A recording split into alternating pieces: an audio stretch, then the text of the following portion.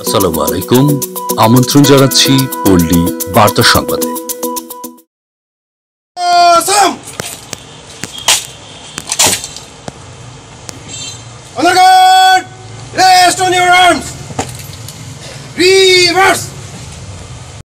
সুনামগঞ্জের দোয়ারাবাজার উপজেলার ৮ নং বগুলাবাজার ইউনিয়নের মরহুম জহুর আলী পুত্র বীর মুক্তিযোদ্ধা সেকান্দর আলীর রাষ্ট্রীয় মর্যাদায় দাফন সম্পূর্ণ করা হয়েছে।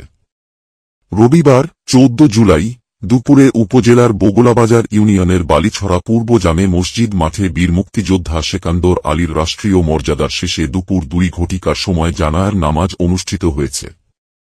জানায় বীর মুক্তিযোদ্ধা সেকান্দর আলী ১৯৭১ সালে স্বাধীনতা যুদ্ধে বীরত্বের সহিত অংশগ্রহণ করে অসংখ্য অবদান রেখে গেছেন।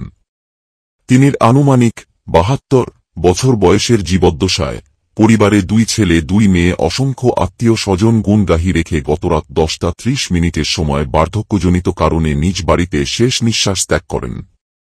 ইন্নালিল্লাহি ওয়া ইন্না ইলাইহি রাজিউন। রাষ্ট্রীয় মর্যাদায় মরহুমের কফিনে সালাম প্রদর্শন করেন উপজেলা প্রশাসনের পক্ষ থেকে সমাজসেবা অফিসার কামরুল ইসলাম। এ সময় অফিসার ইনচার্জ ওসি বদরুল হাসানের নেতৃত্বে থানা পুলিশের একটি team guard of honour then.